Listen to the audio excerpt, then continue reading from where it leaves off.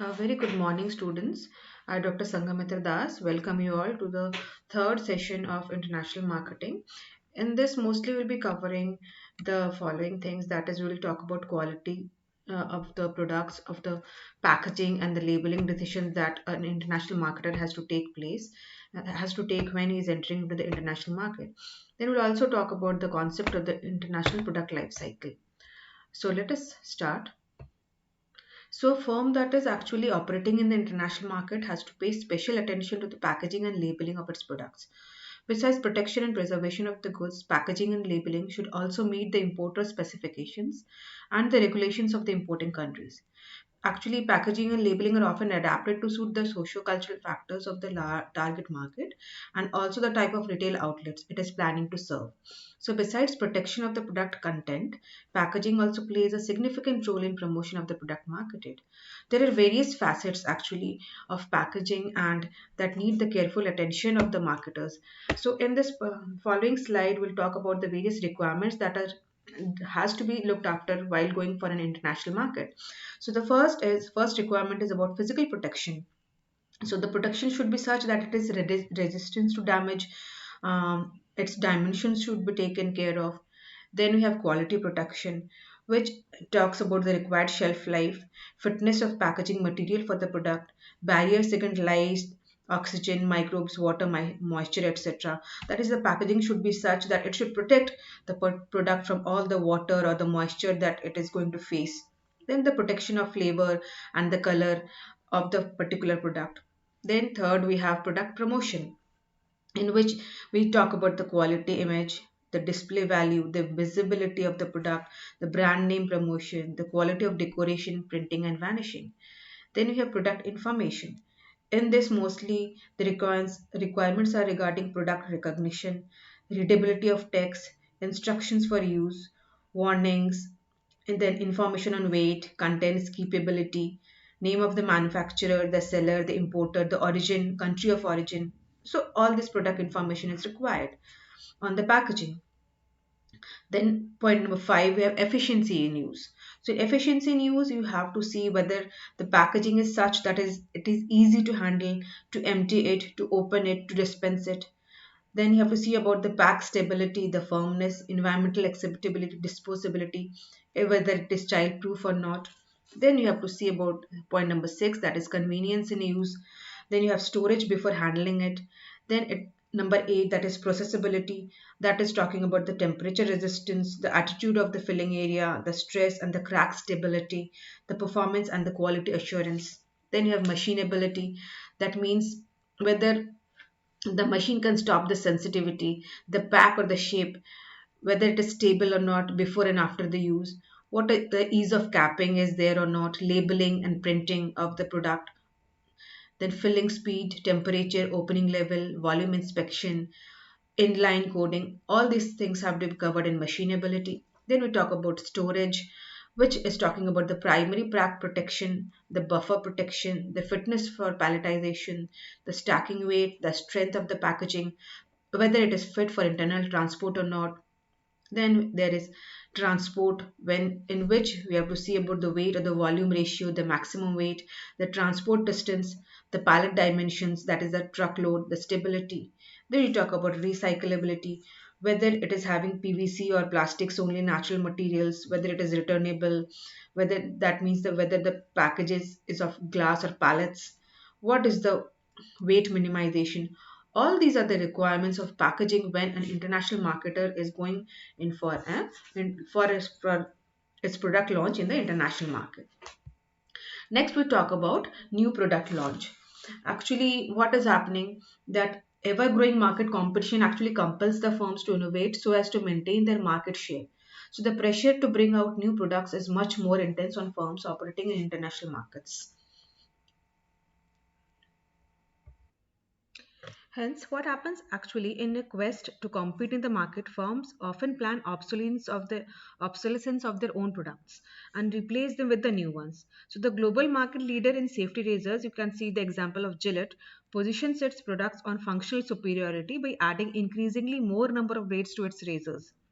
With the market competition getting increasingly fierce, the pace of introducing new variants of razor blades by Gillette has sharply increased. A closer look at the If you have a closer look at the new product launch by Gillette reveals that the life cycle of its products has become increasingly shorter. The original Gillette blade introduced in 1903 survived for about 30 years. You can see over here the timeline that I have shown over here for Gillette, that when it had started and how over the years it had brought in various changes in its product. So the original Gillette blade as I already said, that the original blade, which was introduced in 1903, actually survived for about 30 years. Then the modified version of Blue Blade was launched in 1932. In 1990, Gillette launched Sensor, the razor with a new suspension system to provide a cleaner, smoother, and safer shave. In 1994, Sensor XL razor was introduced. Its unique features included rubber microfins that were designed to stretch the skin for a closer shape and a larger lubricating strip at a 15% higher price than XL. And in 1998, Mac 3 was introduced as a more advanced triple blade shaving system with 5 microfins that was upgraded to Mac 3 Turbo with 10 microfins and a lubrication strip in 2001. So you can see that over the years, the people Gillette has been innovating its product. It is making its own product obsolescence over the years. So this is the way they actually differentiate in their products. So now we talk about the different approaches. If we talk about the different approaches for launching a new product, actually there are two type of approaches for launching a new product in the international market. One is the waterfall approach and the second one is the sprinkler approach. So first we'll talk about the waterfall approach. Actually, under this approach, the products trickle down in the international market in a cascading manner, as you can see in this diagram over here. So, and are launched in a sequential manner. In the waterfalls approach, generally a longer duration is available for a product to customize in a foreign market before it is launched in another market. So, this strategy has long been followed in international marketing. It took a long time for a number of firms, which are now global, to launch their products in international markets. For example, you can take that the example of McDonald's, which at least took almost 22 years to market outside USA, whereas Coca-Cola took about 20 years and Marlboro about 35 years to market overseas. So the waterfall approach is generally more suitable for firms that have limited resources and find it difficult to manage multiple markets simultaneously. In case the size of the target market and its growth potential are not sufficient to commit its resources, product launch may be carried out in a very planned, you can say in a very phased manner. Then we talk about you can see it over here, the waterfall approach, how it is once it is being launched in country A, then after some time in country B, then after that in the country C. Now we talk about the sprinkler approach. Actually, under the sprinkler approach, what happens is that the product is simultaneously launched in various markets. The sprinkler approach of simultaneous market entry is preferred under the various circumstances where the competition intensity of the market is very high with strong and fierce competition. The life cycle of the product is relatively short. Then the markets have high potential such as large market size, rapid growth, and relatively less cost of entry. So the firm has large resources to manage simultaneous product launch in multiple markets. Firms catering to the international markets are increasingly segmenting markets on the basis of the psychographic profiles of the customers. Such market segments extend beyond national borders and need to be approached at the same time.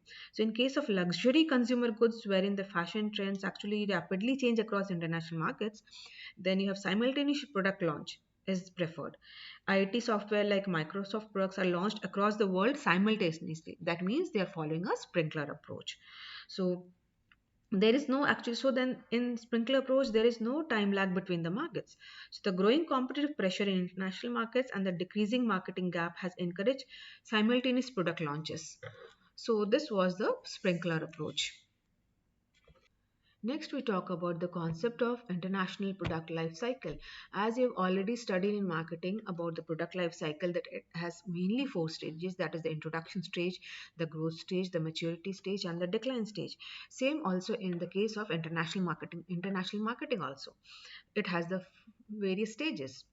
So actually what happens that in international markets, it actually tends to follow cyclical pattern due to a variety of factors over a period of time, which explains the shifting of markets as well as location of production.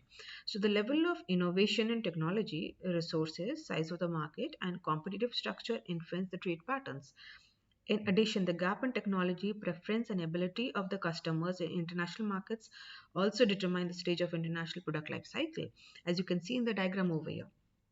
In case the innovating country has a large market size, as in the case of USA, India, and China, it can support mass production or domestic sales. This mass market also facilitates the producers based in these countries to achieve cost efficiency, which enables them to become internationally competitive. However, in case the market size of a country is too small to achieve economies of scale, from the domestic market, then the companies from these countries can alternatively achieve economies of scale by setting up their markets and production facilities in other cost effective locations. Thus, it is the economies of scope that assist in achieving the economies of scale by expanding into international markets. So this product that you can say the product life cycle theory actually explains the various variations and the reasons for changes in the production and consumption pattern among various markets over a particular period of time. So the IPLC has the following four distinctions which we'll be talking about. So the first is the introduction stage, where in what is happening, it is actually generally it is a high income or a developed country wherein majority of the new product inventions take place. So, since product invention requires substantial resource and research and development activities, it needs speedy recovery of the initial cost incurred by way of market skimming, pricing strategies. So, since it is the initial stage, the price of the new product is relatively higher. It is only within the means and capabilities of the customers in high income countries to buy the product. So, the firm finds markets for new products in other developed countries in the initial stage. Then talk about the growth stage, where the demand in the international market exhibit an increasing trend and innovating firm gets better opportunities for exports. So moreover, as the market begins to develop in other developed countries, the innovating firms faces increased international competition in the target market. In order to defend its position in international markets, the firms establish its production locations in other developed countries. So this was all about the growth stage. Then we talk about the maturity stage. As the technical know-how of the innovative process becomes widely known, the firm begins to establish its operation in the you can say the middle and low income countries in order to take advantage of resources available at competitive prices. Then we talk about the decline stage. The major thrust of marketing strategy at this stage shifts on price and cost competitiveness as the technical know-how and skills become widely available. Therefore, the emphasis of the firm is most cost-effective location rather than producing themselves. So, besides other developing countries, the production also intensifies in least developed countries. As a result, it has been observed that the innovating country begins to import such goods from other developing countries rather than manufacturing itself. So you can say that ultimately the country which has produced the innovative country, which had actually started with the production of the product, they finally become the importers of the product because they find it more cost effective. So that was all about the international product life cycle. Then we will talk about the various strategies or the framework for product promotion strategies in the international market. So, in this, we have mainly the five strategies: the straight extension, product extension, and promotion adaptation, product adaptation and promotion extension, dual adaptation, and development new products. So, let us talk about these. So, the first one is straight extension. So what happens that in countries where the product function or need satisfied in the condition of product use is the same, the straight or dual extension strategy is used. The soft drink from Coca-Cola and Unilever for its Lux brand of soaps use the straight extension strategy in international markets. The same product is used with minor customization in marketing communication. So the leading beer firm Heineken uses standardized products and promotional approach the world over to maintain and communicate the uniform product quality of premium beer. So in this case, what is happening that it is actually saving a lot of money. So this cost saving helps it to do more and more research and development. So this was for product extension. Then we talk about product extension and promotion extension. So in markets where the product function and the needs satisfied are different, but the conditions of the product use are same, the product extension, promotion, adaptation strategy is used. For example, bicycles are cost effective and affordable means of transport for the rural population in low income countries, whereas it is the means for recreation and healthcare in high income countries. Similarly, in low income countries, sewing machines are generally perceived as a means to economize the household expenditure on stitching and are widely gifted in rural areas as a utility item. Whereas in high income countries, sewing machines are considered to be a recreational item.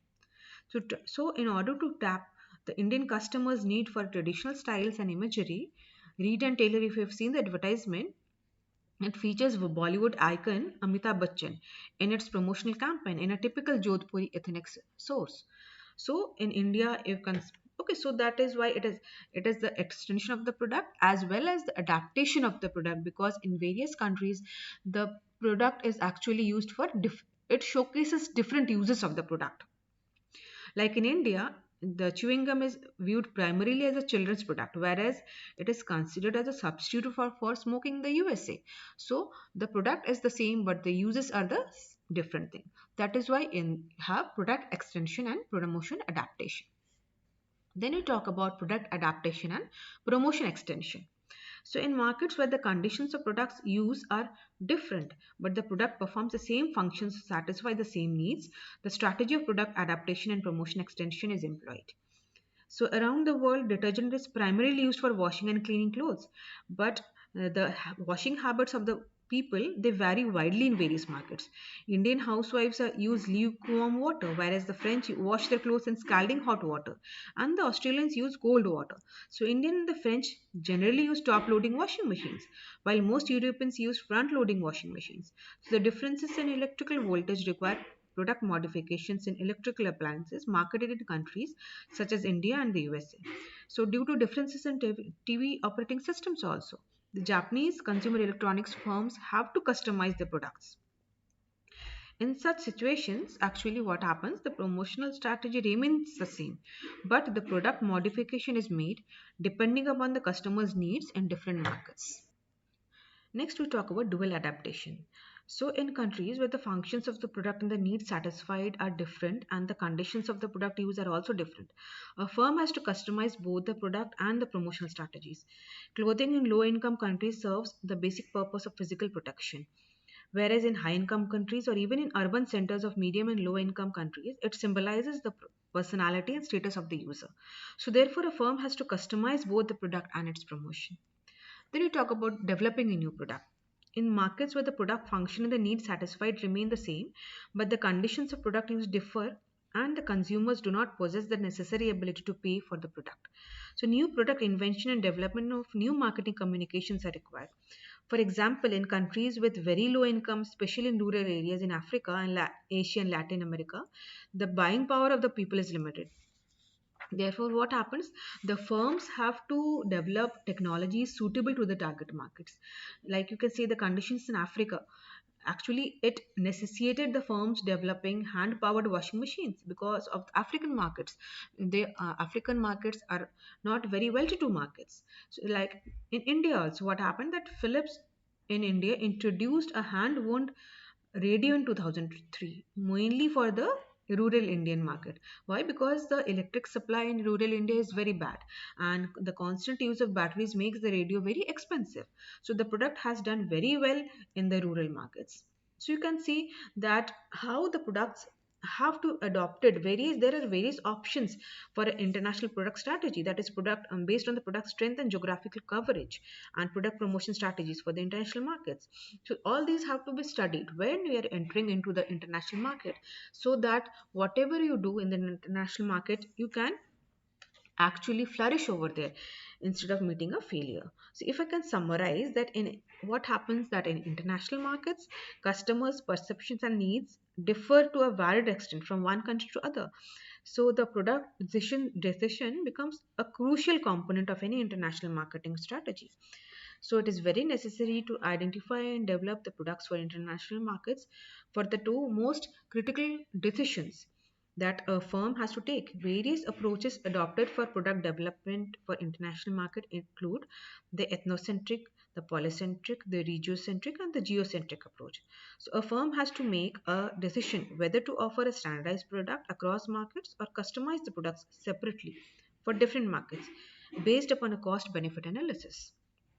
So the major factors which favor product standardization actually include technology, intensity, the cost of adaptation, the customer convergence, and the country of origin. Product adaptation is influenced by mandatory factors like government regulations, electric current standards, operating system, measurement system, and packaging and labeling requirements. So, the voluntary factors for product adaptation include consumer demographics, cultural culture, then the local customs and traditions, the conditions of use and price. So, the firms have to pay special attention to product quality, packaging and labeling issues for international markets. So when you're entering into the international markets, a lot of strategies, a lot of decisions have to be taken. Like a firm has an option to select either waterfall or sprinkle approach for product launch in the international market, depending upon its assessment of international markets. So the cyclical pattern followed by the international markets have been explained with the help of, I've already explained with the help of international product life cycle theory. The technology gap and the willingness and ability to pay for the new products influence the demand patterns in the international markets.